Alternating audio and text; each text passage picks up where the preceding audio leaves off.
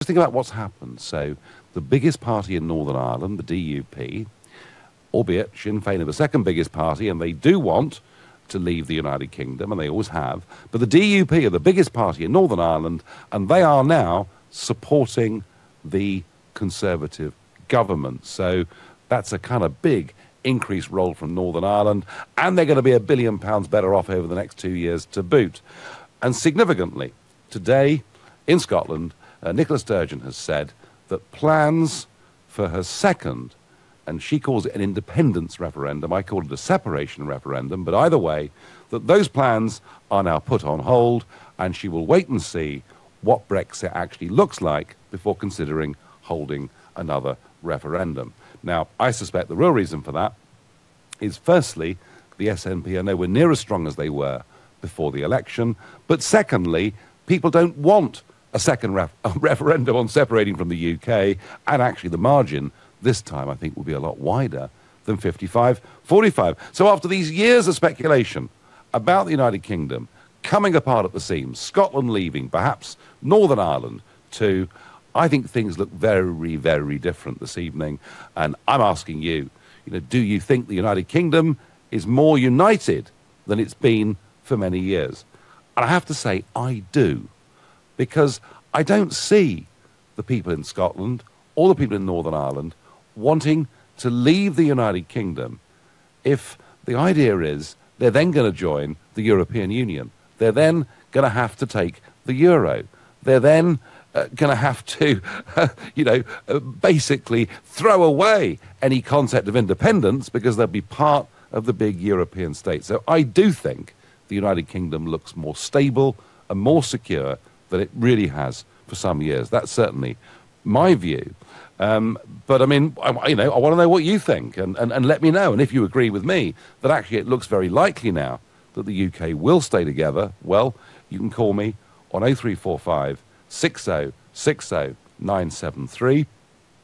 You may think, nope, nothing's changed. We're as divided as ever, and perhaps Brexit will in the end break up the UK. Well, text me on 84850, and perhaps you think maybe this is all a step in the right direction, but it's still a long, long way to go. Then you can tweet me on @LBC, not forgetting the hashtag Farage on LBC, and you can watch the show live from here in Brussels by going to LBC's Facebook page now. And a bit later on, I'll tell you what I've been doing here in Brussels today. And our first caller, just to show the true international dimension of all of this, is Scott, who's calling from Florida. Scott, good evening, or good afternoon, sorry.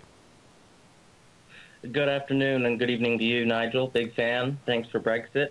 I wanted to say about the United Kingdom, I think internally it feels much more divided than it really is at the core, because looking at it from across the pond, I feel like the referendums that you've had in recent years with Scotland, Brexit, and so on have actually helped to clear the air on things that have been debated for over a generation. And so I think that the healing's starting, and I think really you're more united than you think. Well, Scott, I rather do suspect that. I mean, tell me, what interest do you have in this? Do you have sort of Scottish or Welsh heritage? What is it about this debate that fascinates you? I'm a sort of British mutt, if you like, because I have Ulster blood in me. I have Southern Irish blood, English, Welsh, so basically all corners. Yes. And you would like to see the UK stay together, yeah? Oh, definitely. Yeah. I wrote to Andrew Rosendale a few years ago, the MP for Romford, and yes, he was saying something about how nice it is to have a British stalwart overseas. And I think I'm proud to be an American, but I think you can love Britain and be proud of your roots there at the same time as you love being an American. Well, I feel the same the other way around. And I spent much of my working life, Scott, working for American companies. And as you know, I got myself a bit involved last year in the presidential election campaign. And I've been visiting back and forth on quite a regular basis. And I'm really hopeful, Scott, that between our two countries, we're going to get a whole lot closer as a result of Brexit in terms of trade and everything else. Scott, thank you all the way from Florida for supporting our United Kingdom, which I agree with you, looks safer and more secure than it has for some time. I wonder what Christian in York thinks of that proposal. Christian, good evening. All right, Nigel, how are you doing? I'm doing all right. So what do you think? Yeah. I think we will be more united once, like, Northern Ireland and Scotland see us leave. They say, well, the thing is, no deal. I think no deal would be better than a bad deal, because have you seen the EU lately? They're playing up that we're leaving. They're being childish of how we're leaving the EU. They're trying to say, oh, we need out. They want us out, and they're being childish about it, personally. Well, I think some have been. Some have been. I mean, I'm hoping that what's going to happen now is that we're actually going to have some sensible negotiations that take place between Monsieur Barnier and David Davis, and all of the sort of silly punishment demands we were hearing will be dropped.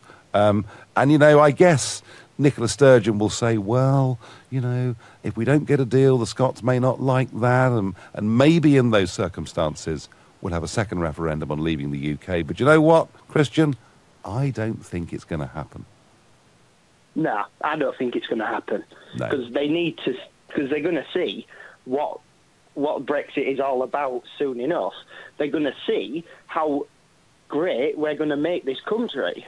Well, and if there is no deal, I'd tell them to, you know this leaving bill that they've got on, this big leaving bill. Yeah. I'd tell them to stick it where the sun doesn't shine, personally. Well, Christian, much as I share some of that sentiment, I think maybe the David Davis approach should be tried to begin with, where it may come to that in the end, and David Davis may have to say that to them. But I'm sure you'd agree with me, that should not be our offering gambit, should it? No. Personally, I think they should have you leading negotiations. What? I think you'd be brilliant for the negotiations for leaving the Brexit. It's very sweet of you. I'd love to, but the government don't really like me very much, so it's a bit unfortunate. Christian, thank you very much for your call. Stuart says to me, messages me, he says, of course the Scots now want to stay. How long before they now start asking for more money after the DUP settlement? Well, actually, Stuart, that's been happening already. They've been saying how unfair it is. And Mikey says, funnily enough, Nigel, when Theresa May took over, she declared her love for the Union, and she's solidified that. Yes, probably, though, by accident, I suggest. Barbara in Edinburgh. How's it feeling in Edinburgh tonight after this big announcement from Nicola Sturgeon? Oh, well, it had to come. I expected it. Yes? Yes. And is that because support for independence / separation is genuinely diminishing in Scotland? Well, I think so, because, as you know, that quite a number of SNP supporters didn't want to stay in the European Union, and I think that's been a big factor. Well, you know what? A third of SNP voters voted to leave. There's probably I think actually the most pro-Remain parties in Scotland, well, the Liberal Democrats obviously, but actually the Tories in Scotland are were a very pro-Remain party. I think they still are a bit. If you know what I mean? Yes. No. Well, I do. So in a sense, if you're a Scottish nationalist, and if you believe in what Salmond and Sturgeon have been telling you, and the flag, and we can do this on our own, and all the rest of it, and if you believe in that, and then the next sentence you're told, but we'll be part of the European Union, where foreign parliaments and courts and everything else will make decisions, it's not hard to see. It's not hard, Barbara, really, is it, to see why a genuine nationalist would not want to be part of the European Union? That's right, and of course I have a bit of more respect for people who genuine independent seekers. Yes. Even though I disagree with them, it doesn't make sense to me. It's just this English-hating aspect of things that really gets me. Well, some of it, I have to say, I've experienced myself in the streets of your fine city. Not an experience I'd wish to repeat again. Barbara, is the Union safer now than it was a couple of years ago? I believe so. But can I just say, Nigel, I'm actually moving to England just to be safe. Just to be safe? I'm sure you're very safe in Edinburgh, and I don't think you've got anything to fear at all. No, I really am moving to England. Right. And whereabouts in England are you coming to? Chichester. Chichester. Very nice indeed. Yes. Barbara, terrific. Thank you very much indeed for your call. And you're listening to the Nigel Farage Show here on LBC, and it's 7:15. So the Northern Irish DUP are keeping the Conservative government in business. Today, Nicola Sturgeon has announced that plans for a second separation referendum, Indy Ref 2, have now been put on hold.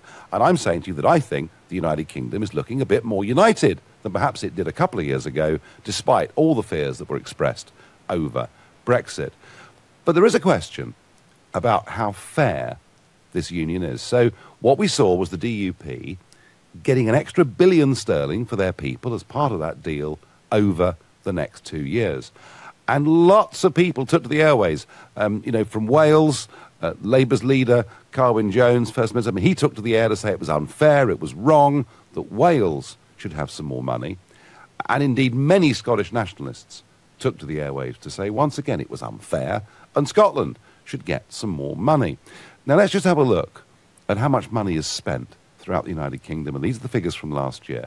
Per capita, the government last year spent £11,500 per head in Northern Ireland. It spent £10,500 per head in Scotland. It spent almost exactly £10,000 per head on people in Wales, and in England, £8,800. So it's interesting, isn't it, that lots of voices in Scotland and Wales saying it's not fair. Nobody in British politics saying, hey, what about the English? We seem to be getting a really rotten deal out of all of this. I wonder whether there are some of you out there who think that whilst the United Kingdom will stay together, or perhaps you think it won't, but it will stay together, that actually there needs to be a fairer financial settlement because England is subsidising too much of it. I know if Alex Salmon's listening, he'll go berserk. He hates that thought. Charlie in Cardiff, are we a more united union than we were a couple of years ago? I'm hoping we are, yes. I think Mrs May has actually done us a favour by having the general election. Yes. And I think now it's taken the pressure off us coming apart as separate nations. I still think we're divided between those who are pro-European and those who are not. And actually, I'm quite interested in your comment about the Scottish independence referendum, as the Scots and Nats call it, or separation referendum, as you call it. Yes. And I'm wondering what the subtle difference is and what you regard the EU referendum as. Was that an independence referendum or a separation referendum? Oh. Are you a separatist or... Charlie, I helped to found a party back in September 1993 that was called the Independence Party because I believed strongly, factually, that you cannot be an independent nation-state and a member of the European Union. You can call it all sorts of other things, and you can argue it brings benefits, but you can't talk about independence and being part of the European Union because, for good or bad, you give your authority to, higher courts and everything else. So I've felt, Charlie, that the Scottish nationalists have been completely misusing this word independence, and I think in the Brexit referendum they got somewhat found out. That's my view, Charlie, on it. Is that because they wanted to stay in Europe, but so independent of the UK, but not independent of Europe? That's right. And so I don't, and so I don't think that was a very sincere use of the word. So that's why, I've always used the word separatist. And by the way, Charlie, I agree with you. Before you go, one quick point I just like to say. You were saying about a new settlement. What I would like to see actually is a new political settlement. I think Scotland, Wales, Northern Ireland, England should have the same powers devolved from them, and then you wouldn't have questions like the West Lothian question, as it's called, or evil English laws for English, English votes for English laws. But I think that would certainly... But we are sort of... And more likely to hold us together as a nation as well, if we're... each of the separate nations are treated treated equally. Yes, well, that would be the move towards a federal United Kingdom, wouldn't it, Charlie? And actually, I certainly think that the devolution process that we've seen since the mid-late 1990s is taking us in that direction. And like you, I'm perfectly relaxed about it and think that probably we're more likely long-term to stay together on that basis. And Charlie, I also have to say, I completely agree with your point. And it was made in a previous message that you're right. I think Mrs May has done the union a favour, but I think it was more by accident, Charlie, than it was by design, don't you? We do, yes. Okay. Listen, Charlie, thank you very much indeed for your comments. Sean in East Ham, good evening. Good evening, Nigel. How are you? Well, I'm all right, and I'm wondering, do you agree with me that the United Kingdom now looks pretty certain to stay together? I'm sorry to say, Nigel, I don't, I'm afraid. Okay, tell me why. Because I believe the election was the fuel to the fire. Because I don't see how Theresa May in any way is able to get a good Brexit deal for the UK, because for one, we've got a Scottish National Party and a Scottish First Minister who always seems to want independence, and during the referendum and after the referendum vote came in, believed that she wanted to leave the Union and go to be in the EU rather than the Union. And we've also got a Northern Ireland without an executive, have no government to represent them in the negotiations. So I don't really see how Theresa May is a Prime Minister with a reduced majority, a minority government propped up by the DUP without no majority at all. So I don't see how she can unite the United Kingdom and get a good Brexit deal. All right, well, lots and lots of points there, Sean. Lots and lots of points there. I mean, firstly, I would say to you that, yes, you're quite right, Northern Ireland's been in complete stalemate, but I think in terms of Northern Ireland's influence over UK politics as a whole, this has been a pretty historic week for them, and I'm pretty sure that we are going to get back to business instalment before too long. I'm confident of that. At least I hope that's what happens.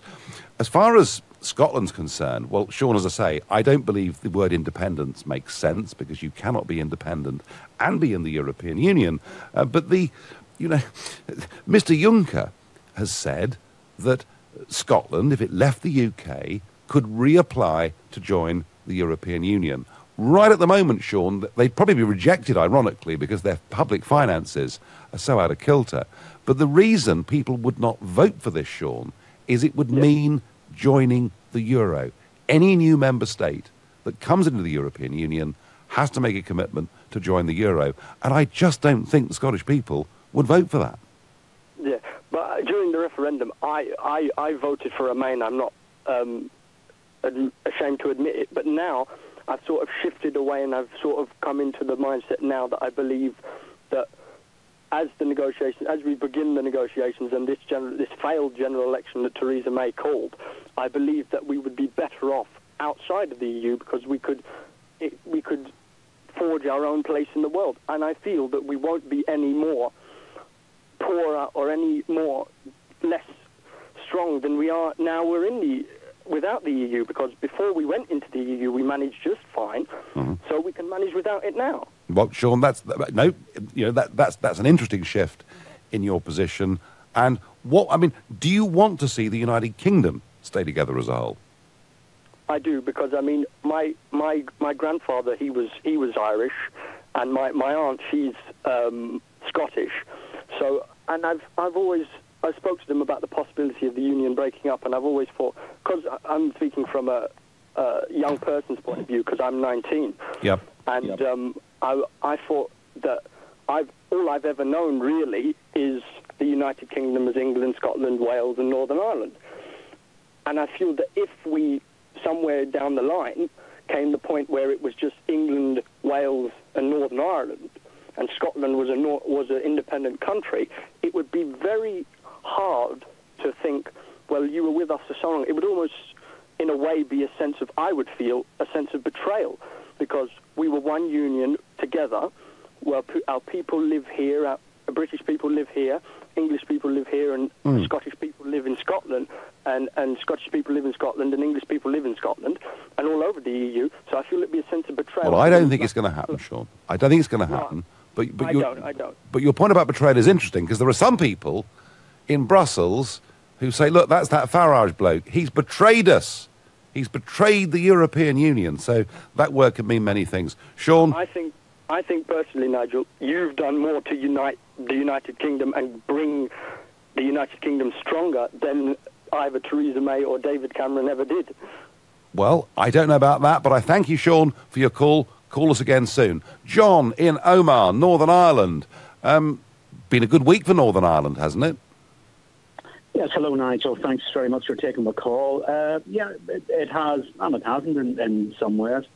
I think in answer to the motivation that we have there, I think politically, structurally, the union has been tightened up. I think it's more secure. Yes. On an individual level, I feel that the disruption and the comparisons between Northern Ireland and the rest of the regions throughout the UK will be harmful.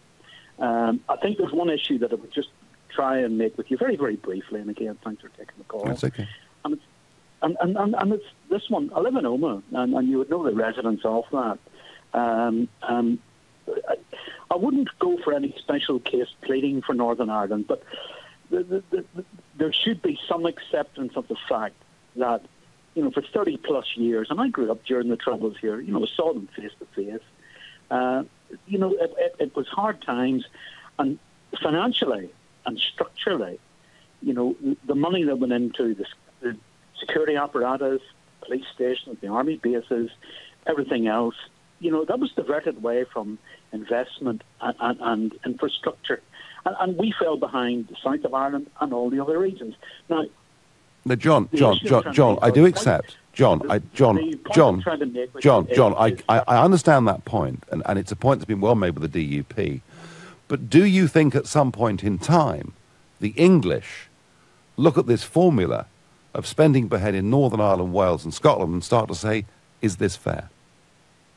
Yes, I agree. Yeah, at some point. The acceptance of the Troubles, though, should be distinct from what has happened. That's the point I'm trying to make. Yeah, no, and John, listen, you've made the point beautifully. I thank you for your call. You're listening to the Nigel Farage Show, exclusively on LBC. It's 7:30.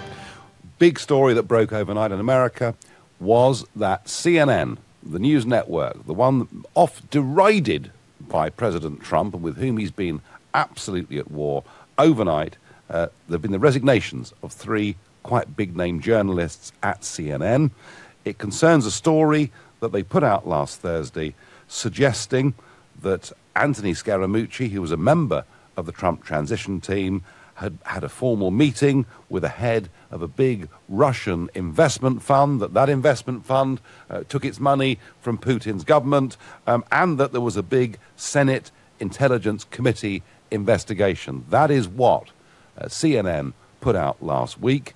Turns out that all of that evidence came from just one unidentified source, and CNN, realizing they're in real trouble with this story, have clearly forced these 3 journalists to resign. Do you think that President Trump took that without saying anything? Oh no.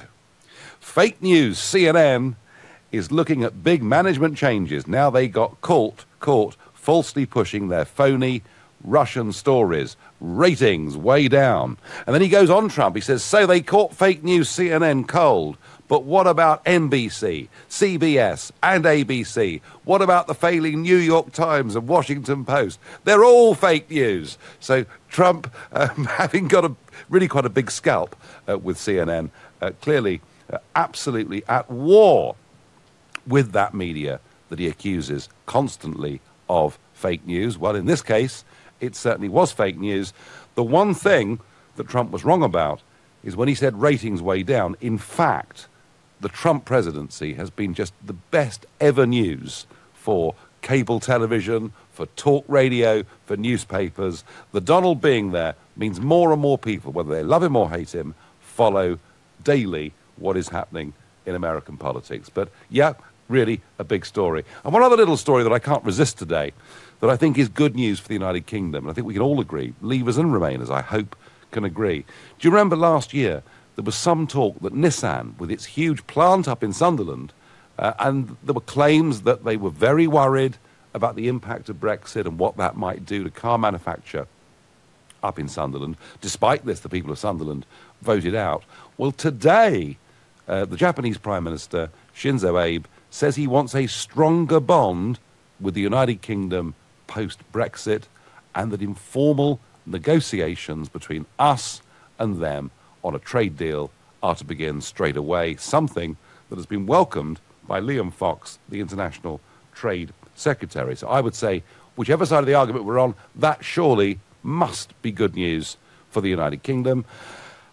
And we return to our debate of, is the United Kingdom more united than it was before? I think it's certainly looking more united than it was before the general election. And I think we're going to stay together. I wonder what Joanne in Exeter makes of that proposal. Good evening, Nigel. It's wonderful to talk to you. I like your politics, and I think you're a straight-talking, switched-on politician. And please, before we go any further, please do continue what you're doing, because I think you're the only politician with a backbone that can stand up to Europe, you know, those guys in Brussels.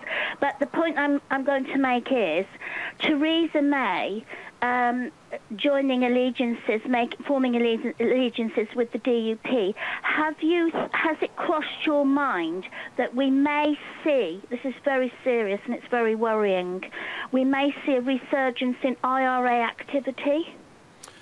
Well, I don't see that we should necessarily do that, Joanne. Let's just look at it.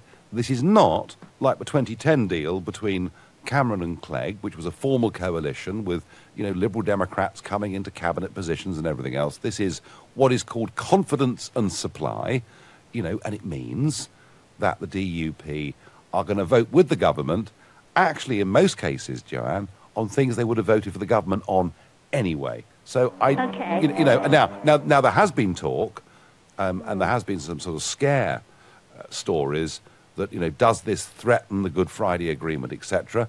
I simply can't see, Joanne, why it should. Well, you see, she's giving support to the North, isn't she? And in the Republicans' eyes, I sincerely hope we don't, because, you know, it's very worrying and it's very distressing. But I do think, in a way, she's getting into bed with the terrorists, and, you know, we have to be very worried. Why did she go to Northern Ireland? Why didn't she call on the Liberals or the Labours to bolster her up? I think, Joanne, well, because of Brexit. Because the Lib Dems' position on Brexit is diametrically opposed to hers. And by the way, Joanne, during the election campaign, during the referendum campaign, you know, I shared platforms with two of the DUP MPs, both in this country and indeed when I was over in Belfast. And Joanne, it is really not fair of you to talk about the DUP and say that she's getting into bed with terrorists. That simply isn't fair. Okay, I didn't mean to be offensive in any way. I'm just worried about the consequences that we may have from this, you know. Joanne, I've known the DUP for many, many years, and yes, they have socially, you know, some very conservative ideas, small c conservative ideas about abortion, homosexual marriage, things like that, which some people like and some people loathe.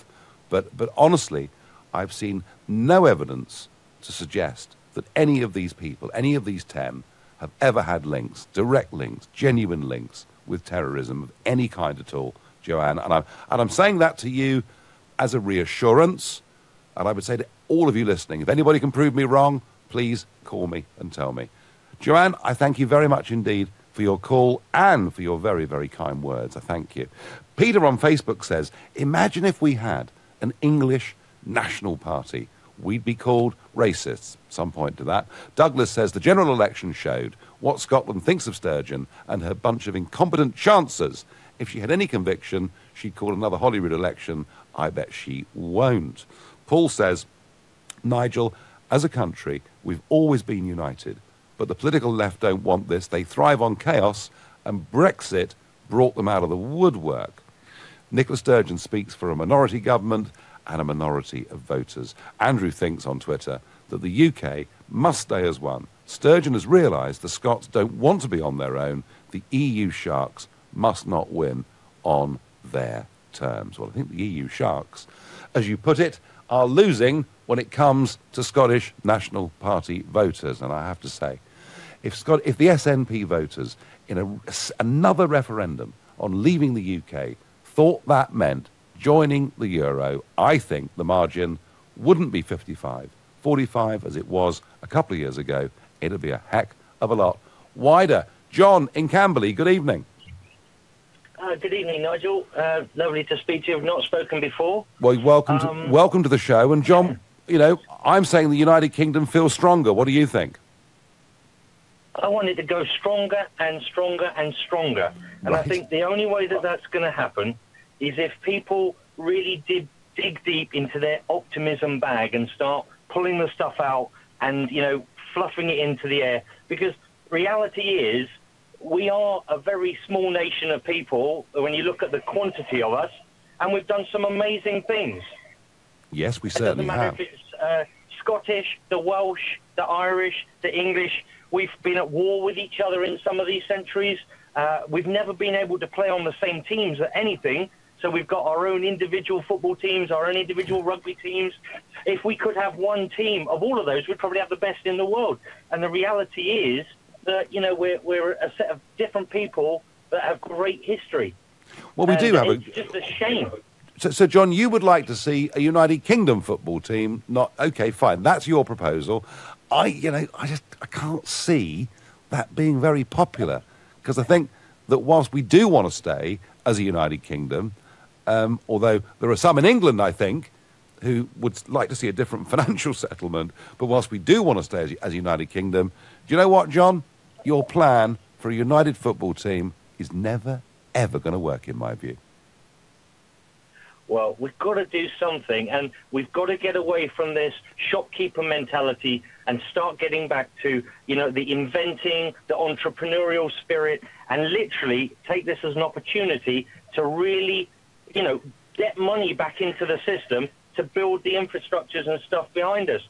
Profitable businesses employ people, and it's all down to ideas at the moment. And you think, and you think, John, that a United Kingdom that is more strongly linked together would produce more entrepreneurship? Is that the point you're making?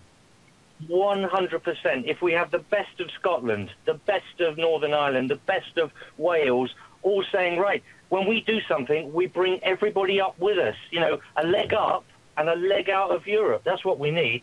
John, you put your point very clearly. John, I think, who's just made the strongest argument I've ever heard for the United Kingdom. A true believer. Right now, you're listening to the Nigel Farage Show, exclusively on LBC, and it's 7:45.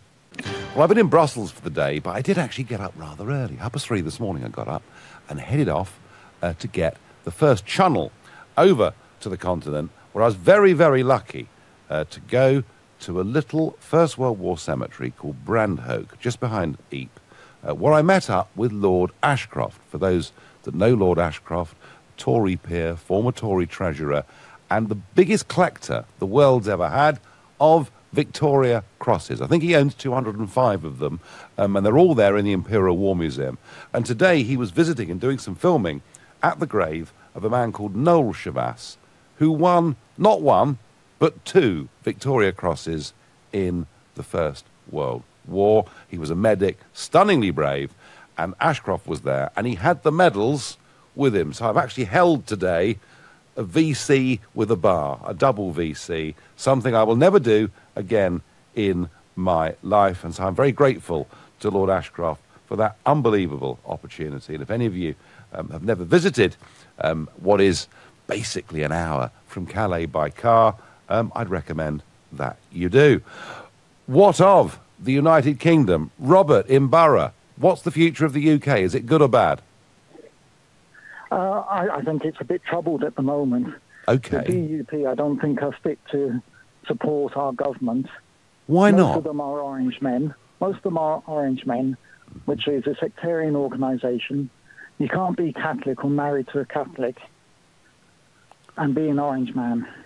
Well, that's not a good start to supporting the government.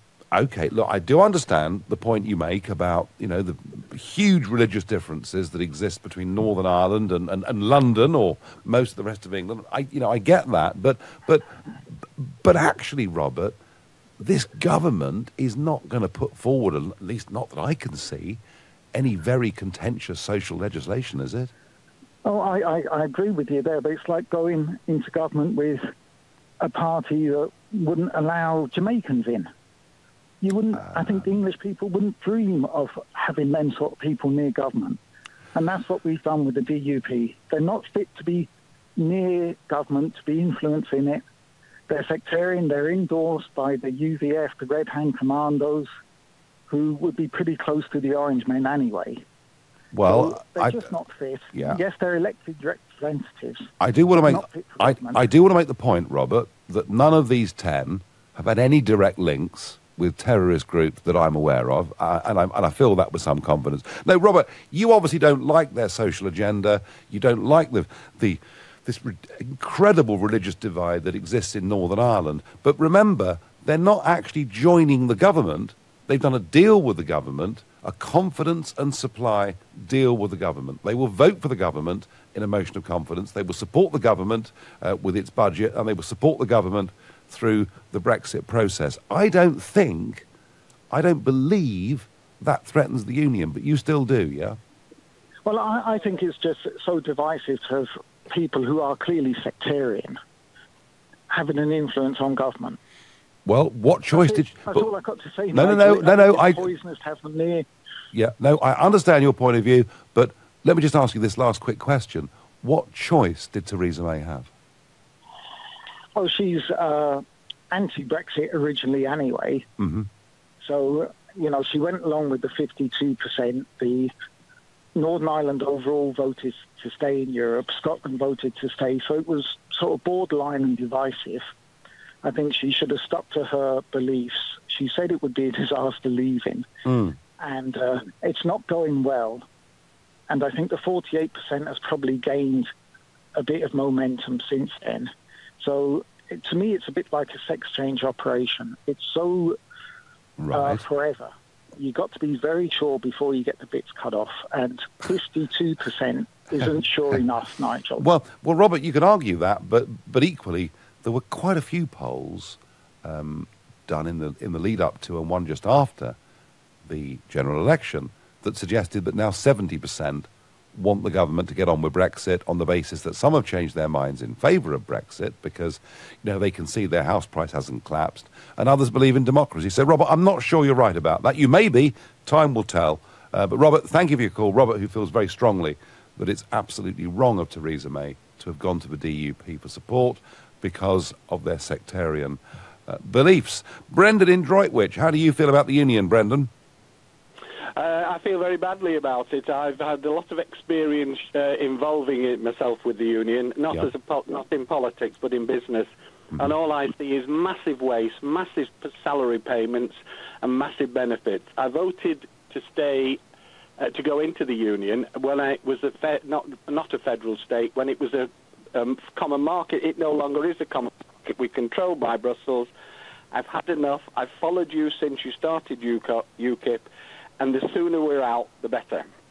Yeah, and, let's assume, Brendan, I've expressed fears about backsliding on various issues and perhaps long transitional arrangements, and all that will unfold.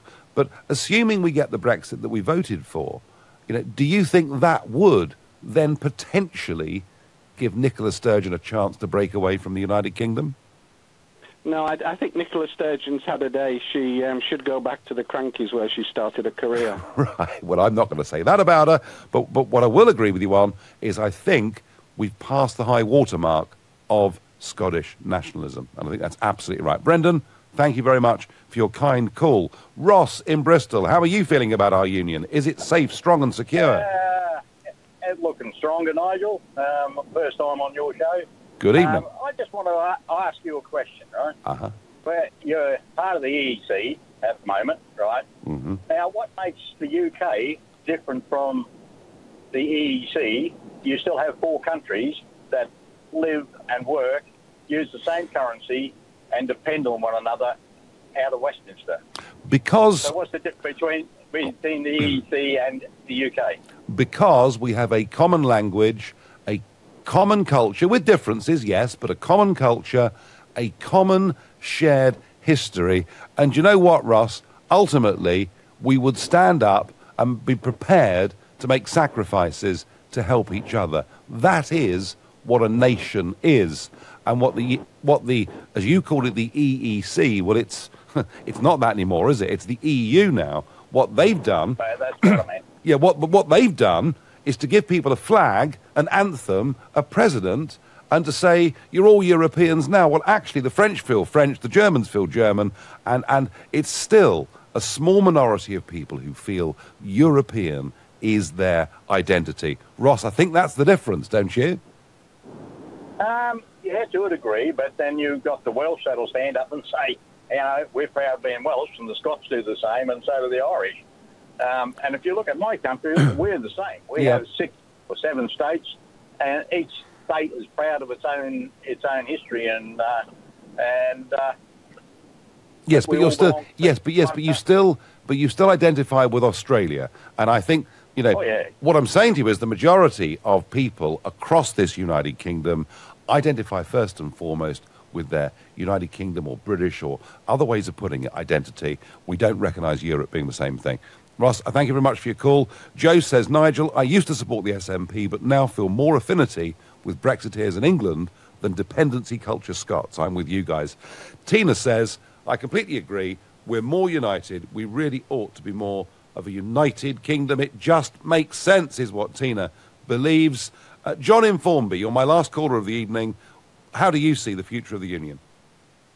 Well, I think there are worries and cracks and divides, but I think the defeat of Sturgeon at the election, for that's what it was, does set back Scottish independence some time. If I could coin an expression, there have been insurgents. People who are fed up with her. They don't want another referendum. No, they really don't, do they? But there's a second factor. There's the fact that so many services up there are appalling, not least education. And many Scots are worried about that. If I could leave you with a final thought about the paradox of Sturgeon wanting independence but wanting to be ruled from Brussels. Yes. It's rather like if Mr. Spock came to Scotland and he would say it's independence but not as we know it. Very good. John, superb. John, we've had lots of first-time callers tonight. John is a regular and always makes some really super points. Well, I have to say, my final thought on all of this is that the idea that Brexit would break up the United Kingdom, and that's why we should either not vote for it or reverse it, was something put about by the Europhiles, put about by the Blairs, put about by the Hagues, put about by everybody in this building here in Brussels, and it's proved already to be total and utter rot. The UK is going to stay together, and I think that's a good thing, and I support that, but I do think we're going to get at some point in time a growing English voice which says the financial deal actually that the English are getting out of this is pretty rotten and needs to be improved. You've been listening to the Nigel Farage Show. I'm back tomorrow in London from 7, coming up at 10 it's Ian Collins, but up next it's Clive Bull. Nigel, thank you. Now, later on, a powerful cyber attack that John from Formby always makes wonderful points across the world, hitting. Very nice note to end.